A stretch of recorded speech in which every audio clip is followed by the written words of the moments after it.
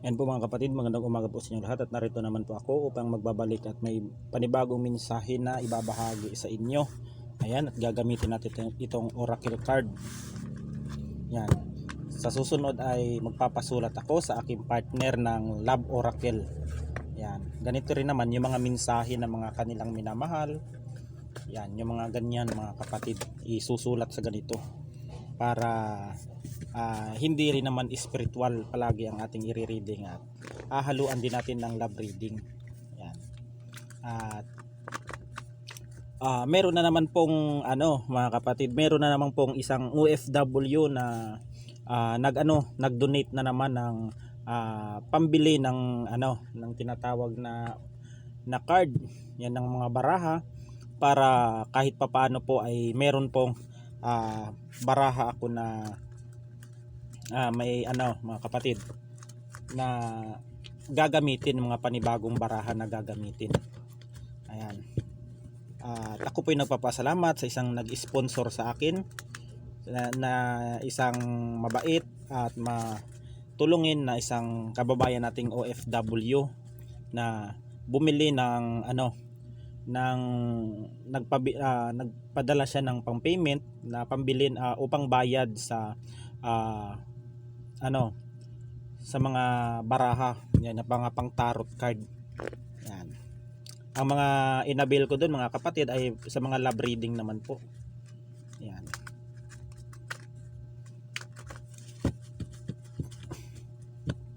Dito tayo kung ano ang mga mensahe. Yan.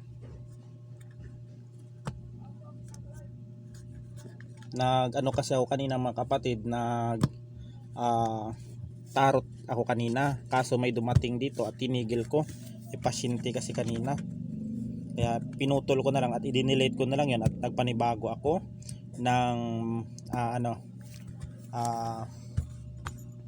panibagong vlog ng nito ng mga oracle ay babahagi sa inyo. 1, 2, 3, 4, 5, 6, 7, 8, 9,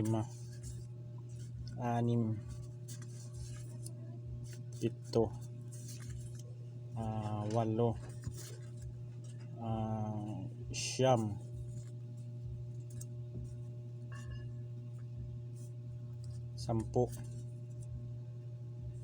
Kunin na lang natin to mga kapatid, kunan to. 11, 12, 13.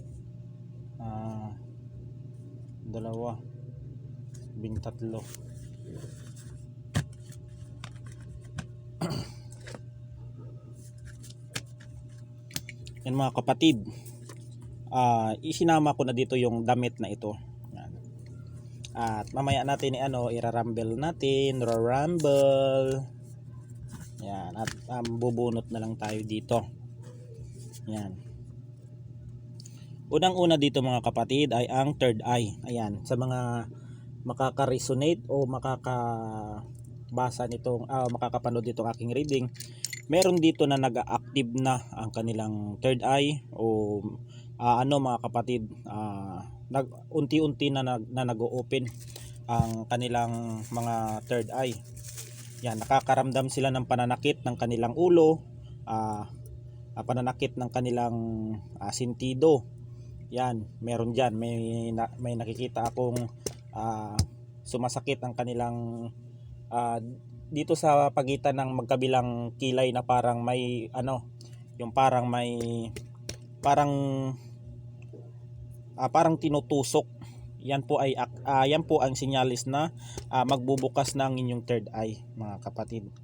Yan. Ang third eye naman po mga kapatid ay bihira lang po ang mga taong pinagkalooban ng mga ganyang kakayahan yung nagkaroon ng third eye. Ayan, nagyakult muna, magyayakult muna ako mga kapatid. Meron dito. Yan. Sa mga mga kapatid, ang third eye na ito ay napaka-importante ito, lalong-lalo na sa mga manggagamot. Para ma-monitor ninyo ang mga galaw ng kalaban. Kasi kahit mga ano dito mga kapatid, may mga kalaban kayo sa spiritual, ay makikita ninyo pag active ang inyong third eye. Lahat ng mga elemento na hindi nakikita ng mga normal na tao ay nakikita ninyo, tulad ng mga tikbalang na yan, tulad ng mga kapre, diwende. Ayan. Sa una-una mga kapatid, pag kayo ay nakakakita ng mga ganyan, ay sa unang-una lang ay matatakot talaga kayo sa mga mukha niyan. At habang katagalan na ay parang ano na lang, normal na lang pag nakakakita kayo ng mga ganyang mga uri ng elemento. Yan, pag ang third eye. Yan, sa mga malapit nang bumukas ang third eye, kung gusto ninyong magbuksan ang inyong third eye, ay mag-meditate po kayo mga kapatid. Mag-meditate. Yan ang ano ko dati, ginawa ko dati. Marami na ring ano sa akin mga kapatid dati, na gusto ko talagang pabuksan ang third eye ko. Marami ng mga manggagamot na nag-open na nagpa-open ako ng third eye, nagpabayad pa ako ng mga ibang manggagamot, pero hindi po bumukas ang aking third eye. Ang aking ang aking pamamaraan lang, na ang aking kahilingan na bumukas ang aking third eye, ay humingi po ako ng ng pahintulot sa Ama na buksan ang aking third eye. Yan, buksan. At saka daming proseso mga kapatid, ang daming proseso bago nabuksan ang third eye ko. Hindi ako kumain ng mga bawal na mga mahigit 49 days. Di pa ako kumain ng mga karne ng baboy, na apat ang mga karne ng baboy, baka, kambing, mga kalabaw, yung mga apat yung paa, hindi po ako kumain. Tsaka puro gulay lang mga kapatid. Hindi ako lumabas ng bahay na mahigit sobra isang buwan. Nasa bahay lang po ako, nagmeditate lang po ako mga kapatid. Nagme-meditate, hindi po ako kumakain ng mga bawal, ng mga karne, hindi po, bago umaktive ang aking third eye mga kapatid. Daming purpose ng third eye mga kapatid, ang laki ng tulong pag may third eye ka. Meron kasi yung iba, may mga third eye hindi po ginagamit sa tama, ginagamit din nila sa pang-aabuso sa kapwa. Ayan ang mga kalimitan dyan na ginagawa ng mga taong ganyan. Yan.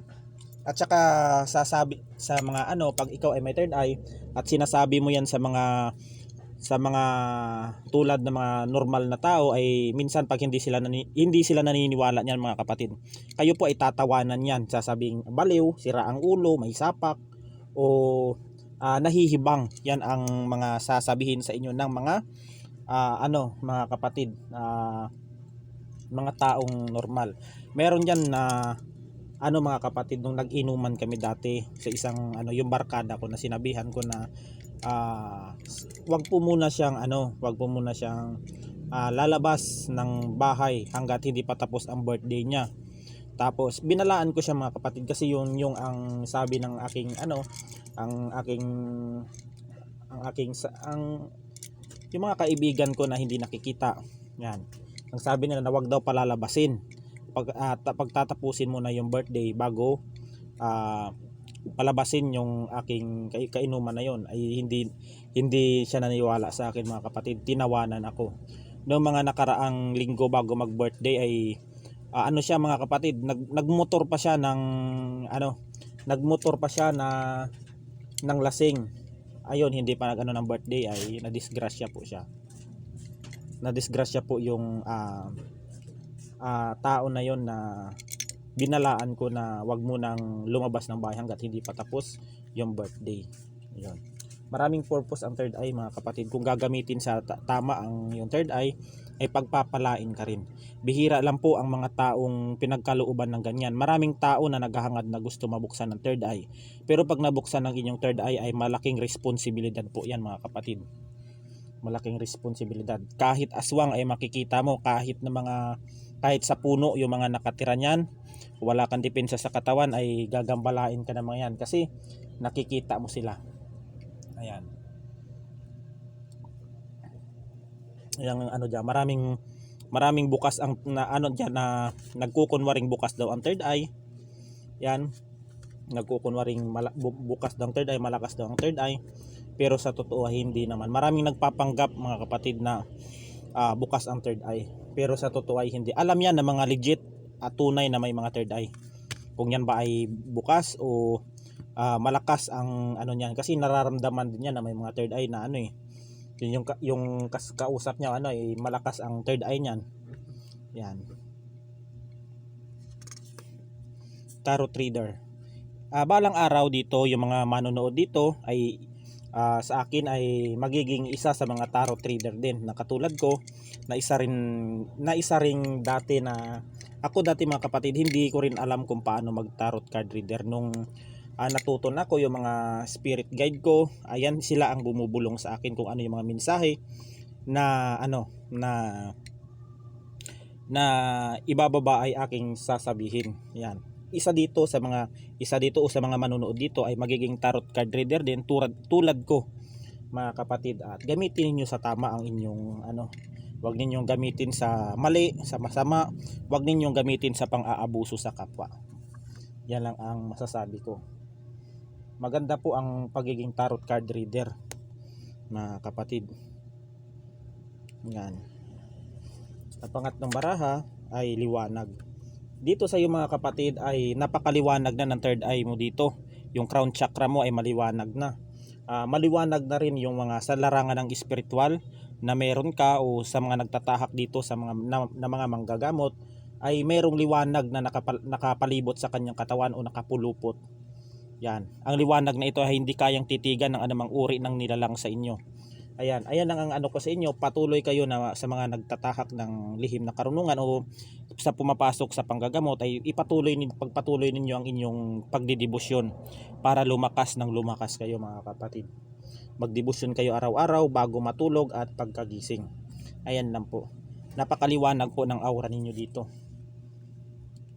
Yan. Hindi po basta-basta.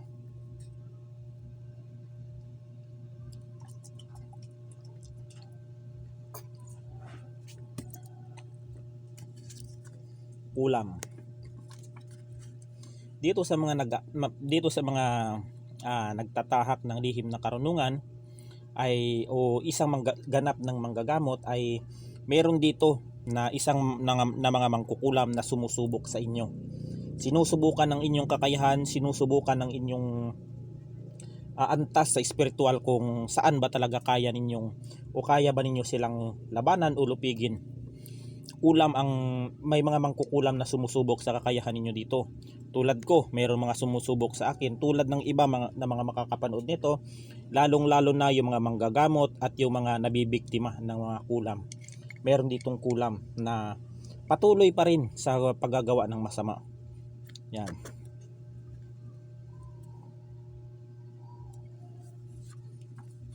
Itong ritual.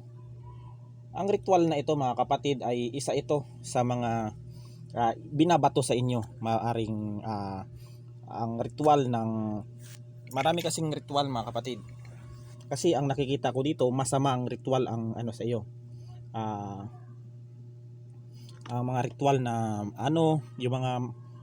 yung talagang pamatay talaga na ritual ang binabanat sa inyo dito ng taong ito. Yan. Pero alam mo kung sino ang bumibira sa iyo dahil malakas ang iyong third eye dito. Malakas. Yan. Kasi ako mga kapatid, pag alam kong nakakaramdam ako ng spiritual na karamdaman, ay sa baraha po ako. Ano po ako nagre-reading po ako, nire-reading ko po ang sarili ko, nilalatag ko yung mga baraha ko dito. Kung ano ang pamamaraan nila, kung ano yung mga ginagawa nila sa akin, kung ano yung mga pamamaraan na malalaman ko sa kanila, yun ay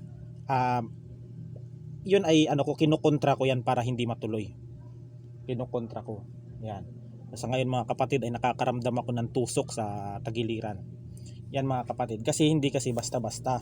Pag nagre-reading ka, yung mga nakaka-resonate nito ay may mga ng spiritual, at nababasa o napapakinggan ninyo yung mga mensahe kong ito, ay nagkakaroon kami ng koneksyon ng mga sumasabotahe sa inyo. Yan na tumigil na, binalik ko doon at nagrabwelta ko.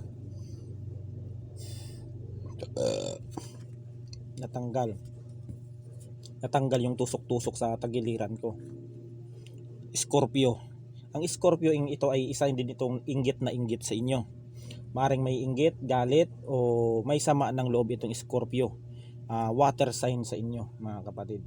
May alam ito sa spiritual, may grupo ito na nagtuturo sa kanya, pero hindi ka basta-basta matatalo dito dahil meron kang taglay na liwanag. Maaaring nagpagamot ka dito sa isang manggagamot na malakas na ikaw ay inihipan, pinunduhan, pinudiran, binakudan, binabalabalan. Yan, may balabal ka, may bigkis, may panaklob, yan, may panarado. Kaya yung liwanag dyan sa iyong katawan ay nakapundo yan. Talagang inihipan kayo ng isang manggagamot. Kaya hindi kayo mabasta-basta nitong Scorpio na ito. Yan, sa mga kulam na pamamaraan niya. Hindi basta-basta mga kapatid. Ito mga ritual na ito, hindi ka basta-basta tablan nito. Alahas. Isa ito sa gustong makuha ng mga tao dyan sa inyo, o ikaw may mga alahas, may mga pera o kung anong ari-arian dyan. Ang alahas na ito mga kapatid ay itago po ninyo ito. Maaaring kayo po ay nakawan o looban ng mga taong hindi ninyo kilala. Yan, maaaring pinagpaplanuhan kayo na pasukin ang bahay ninyo, kung anong gagawin nila, na kunin o anong gusto nilang gawin para nakawin ang kanilang may sarili kasing intensyon to at mga personal interest para makuha yung mga alahas na mga naipundar ninyo. Kaya mag-ingat po mga kapatid, lalong lalo na sa ngayon. Marami na mga modus, scammer, magnanakaw, lahat.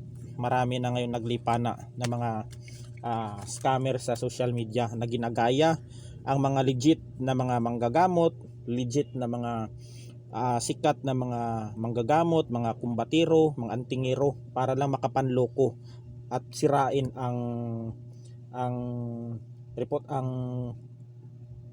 upang sirain ang ng tao, ang pagkatao.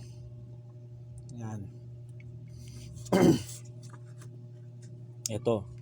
Itong sumasabotahe sa inyo o kumukulam o nagbibigay ng ritual sa inyo ay isang mahaba ang buhok.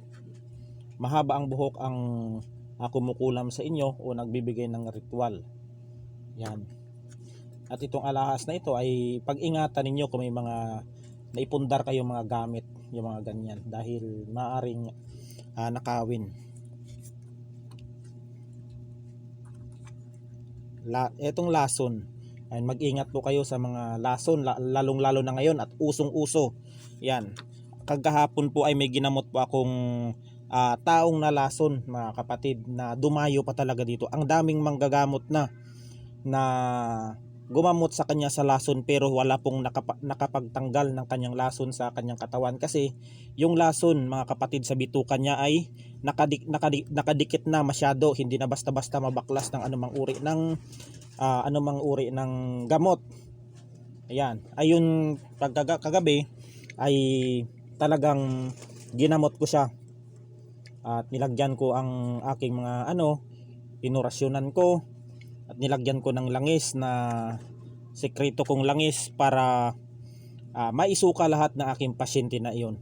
At 2 beses natin uulitin na papasukahin ng ating pasyente dahil yung lason ay nakakapit na sa bituka. Hindi po basta-basta ang lason, kilkig o dawdaw mga kapatid. Ang dawdaw, lason at kilkig mga kapatid, pag hindi po yan nagagamot ay humahantong po yan sa kamatayan. Maaring mauuwi sa colon cancer.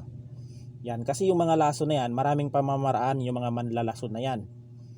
Yan.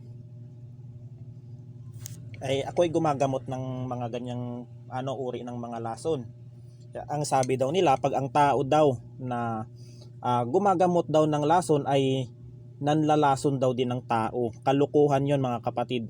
Yan, minsan na rin yung inisyo sa akin na ako daw ay nangkikilkig, nanlalason daw ako ng mga sa totoo lang mga kapatid, ang dami kong kainuman nakaharap ko, pero walang nagreklamo na ginanyan yung mga ginawa ko sa kanila. Sa totoo lang mga kapatid, ako yung ang taong manggagamot na concern ako sa aking mga sa aking mga pasyente. Ayun nga mga kapatid, kahit anong buti mo sa kanila, kahit anong pakita mo ng buti o kung ano man ang maitulong mo sa kanila, sa huli mga kapatid, masama ka pa rin, gagawan ka pa rin ng mga maling kwento. Yan. si kesyo ganto, nangkikilkig daw, ay so ganto, ganto ganyan. Kasi pag ang mga mga haka-haka ng iba, pag marunong daw maggamot ng ganyan, marunong daw manlason. Sabi ng ganyan. Sabi ko, di naman lahat ng kasi pag manggagamot ka lang. Yan lang ang masasabi ko. Ako ginagamot ko yung mga ganyan, pero hindi ako gumagawa ng masama. Ayaw ko rin na pag gumawa ako ng masama ay babalik din sa akin. Kaya hangga't kaya mong tumulong sa kapwa, tumulong ka ng bukal sa iyong puso. Yan, may mga tao kasi na mga negatibo ang iniisip. Yan. Pero hindi ko na inaatupag yung mga ganyang bagay. Yan, kaya mag-ingat po sa mga lason-lason na ito, lalong-lalo na sa mga inuman, okasyon, lalong-lalo na sa mga pagkain na turo-turo o kung saan man na mga bangketa na mga pagkain na mga madudumi ay diyan po nakukuha yung mga lason. May iba't ibang uri ng lason mga kapatid. May lason na yung taning mo taon, pahihirapan ka muna. May mga na buwan. May diyan na buwan, taon, linggo, oras, minuto, segundo. Ang pinakamasakit lang talaga mga kapatid na pag tinapat ka ay segundo na lason. Pagkain mo pa lang, pagtapos mo kain ng may lason na yun ay maninigas ka talaga. Kaya maraming yung mga lason na yan. Kaya ako kahit dumayo ako kung saang mga handaan, piyestahan, kahit sa mapatagay ako kung saan ay mga kapatid,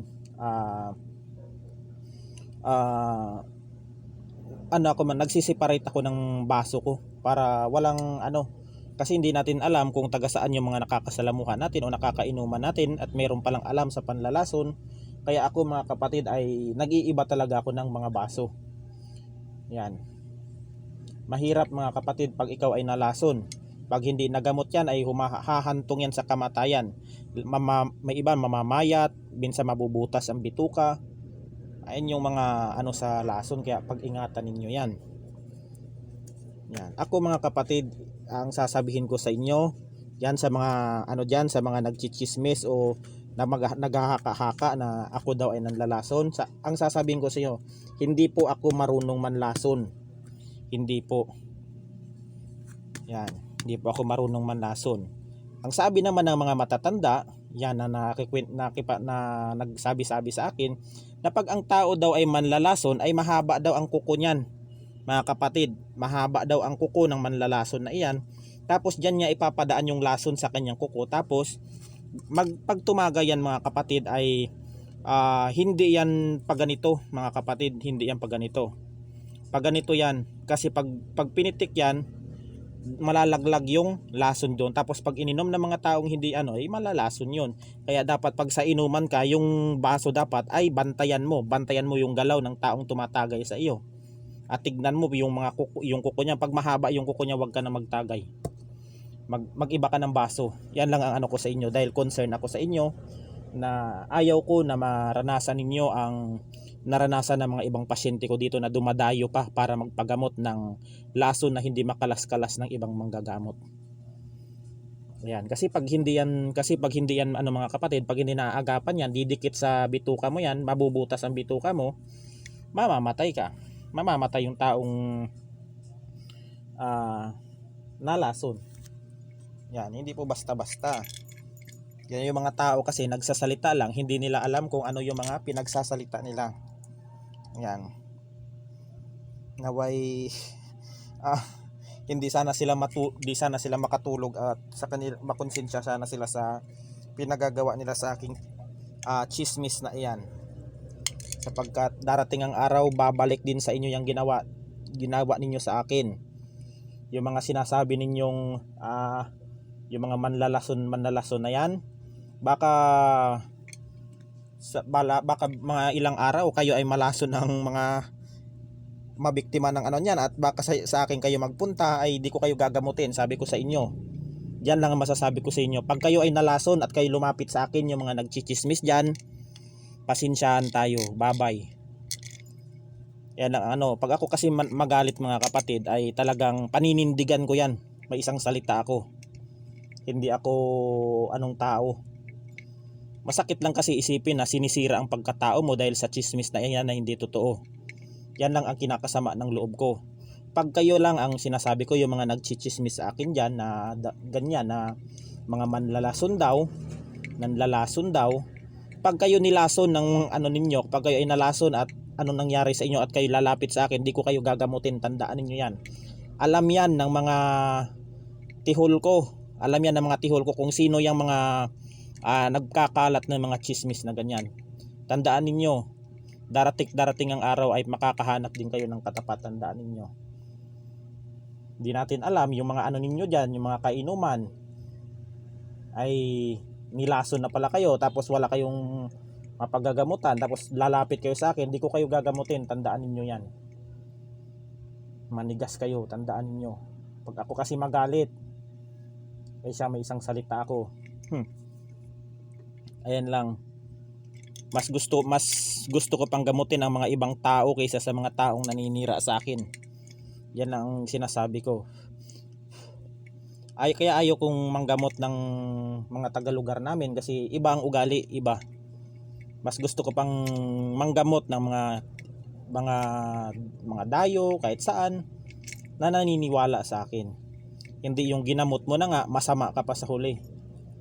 Yan. Mismong naninira sa'yo, nagbabantay sa'yo, pamilya pa. Alam ko yung mga kilos na mga yan. Ay siya. Yan lang ang sabi ko sa inyo, darating ang araw ay mararanasan nyo rin kung ano. Kaya wag tayong manira ng ating kapwa. Baka di natin alam yung mga taong sinisiraan natin, yung pala ang makakatulong sa atin bandang huli. Kaya mag-isip-isip din kayo. Ilagay din ninyo sa kukutin ninyo sa mga naninira sa akin dyan. Baka balang araw, kikilalanin ninyo ako. Hihingi kayo ng tulong sa akin.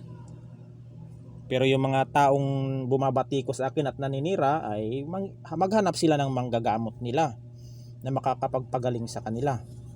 Yan ako mga kapatid, kinikilatis ko muna ang tao na dapat tulungan at hindi dapat tulungan. Kasi mga kapatid, sa panahon ngayon, tulungan mo man at hindi, merong masasabi ang mga yan. Yan ang patakaran ko ngayon. Di bali na manggamot ako ng mga taga-ibang lugar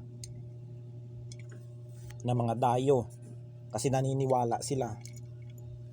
Yan, may mga tao kasi na nagpupunta lang dito para kumuha lang ng impormasyon kung paano ang pamamaraan, inuutusan. Merong ganyan mga kapatid, sinusubok ang kakayahan ng isang manggagamot. Kung yan ba ay legit, kung yan ba ay hindi. Pero pangit yun mga kapatid. Pag sinubok mo ang kakayahan ng manggagamot o sinubukan mo ang kakayahan ng manggagamot, parang sinubukan mo rin ang kakayahan ng Panginoon dahil ang Panginoon ang may takda niyan na makapanggamot. Yan ay instrumento lamang. Pero ang Panginoon yan ang magpapasya kung yan ba ang ginamot na yan ay pagagalingin o hindi. Yan ang katotohanan dyan mga kapatid. Pero yung manggagamot, gaganap lang yan. Pero ang magpapasya dyan yung Panginoon. Yan. Larawan. Itong larawan na ito mga kapatid ay isa rin ito na kinuha sa iyo.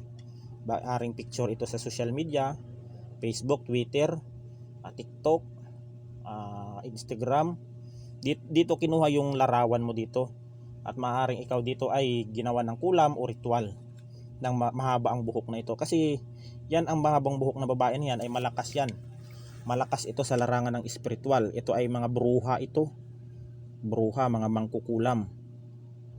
Yan. Sinisipon ako mga kapatid. Pagpasensyahan nyo na po. Itong aswang. Itong aswang na ito ay mahaba ang buhok nito. Na may lahing aswang. Itong mahaba ang buhok na babae. May lahing aswang ito na mangkukulam. Marunong sa kulam, marunong sa ritual. Hindi ka lang mabasta-basta dito mga kapatid dahil ikaw ay merong liwanag na taglay na ikaw ay nagpagamot, ikaw ay inihipan sa tuktok ng isang manggagamot dito sa ulo. Yan. Hindi ka mabasta-basta dito. Yan, ito rin ang pag-ingatan ninyo lalong-lalo na sa handaan, lason, sa mga piyesta-piyesta. Kung hindi kayo mahawaan ng laway ng aswang ay lason ang inyong ang inyong regalo diyan. Yan ang mga ano, yan yung mga nangyayari kalimitan sa mga taong mga ano, ang tawag niyan.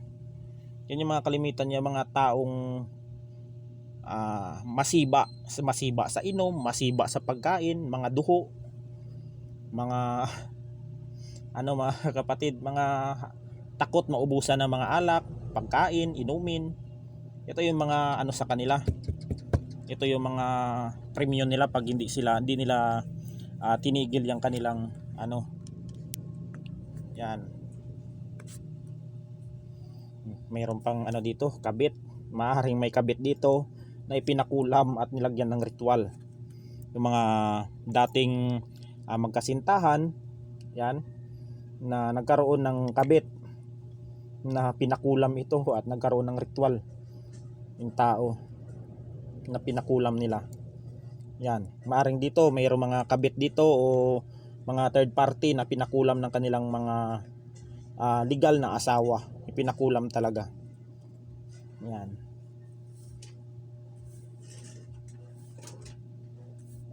Sa larawan kayo kinuhanan ito, larawan.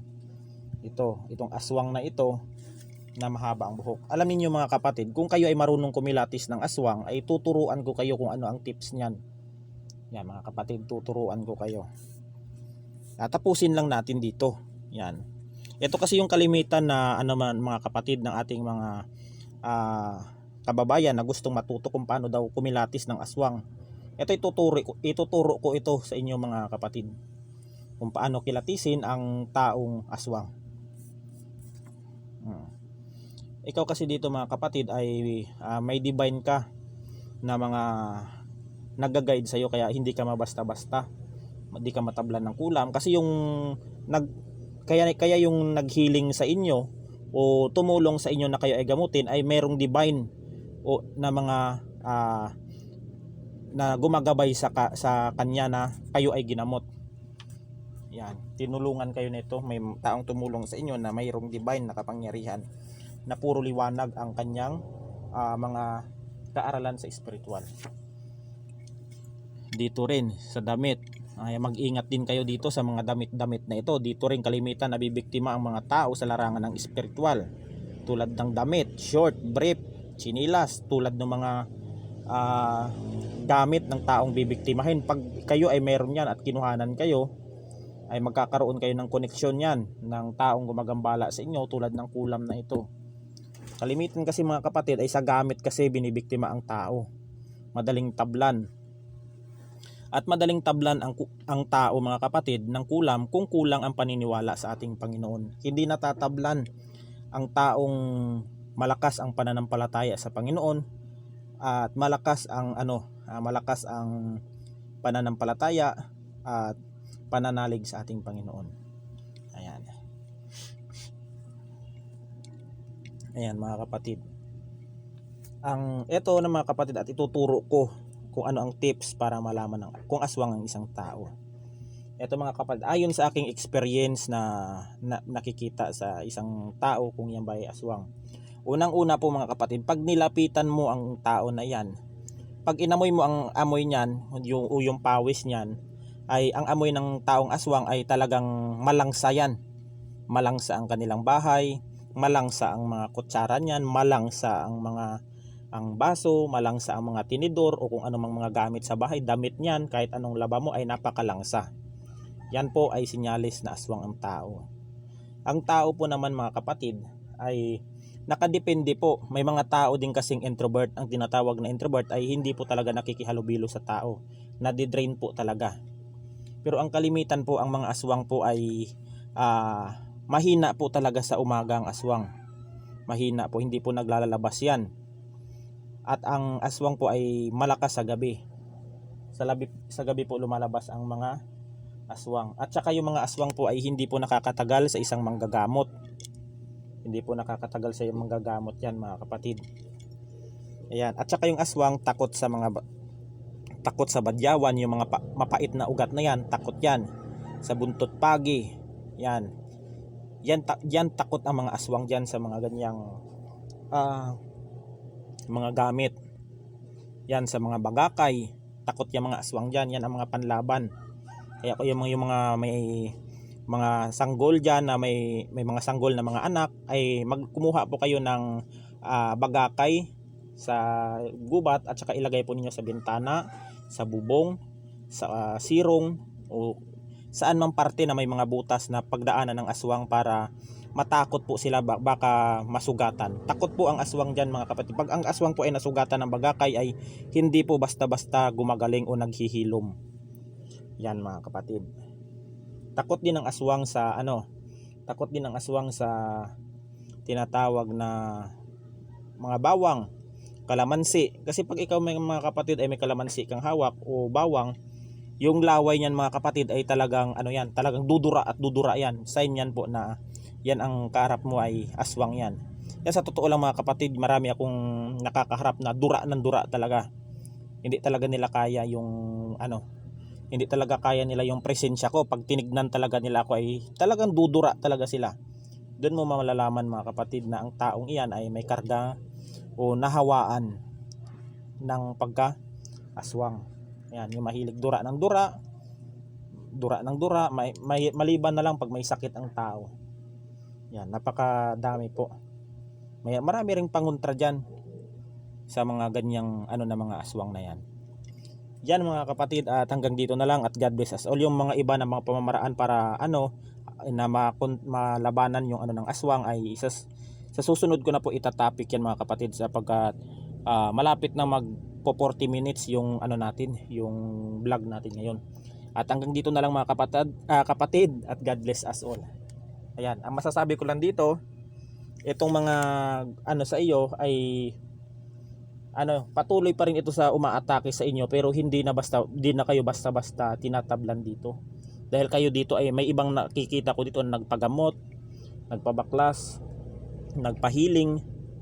Yung mga inyong pinahilingan na yan at inyong pinabaklasan ng mga manggagamot ay sila po ang dumidepensa sa inyo hanggang sa tumigil na itong mga mangkukulam na ito sa mga ritual, kulam, itong mga aswang na ito ay titigil ito sa kanilang ginawa. Kaya lang mga kapatid, at hanggang dito na lang, at God bless us all.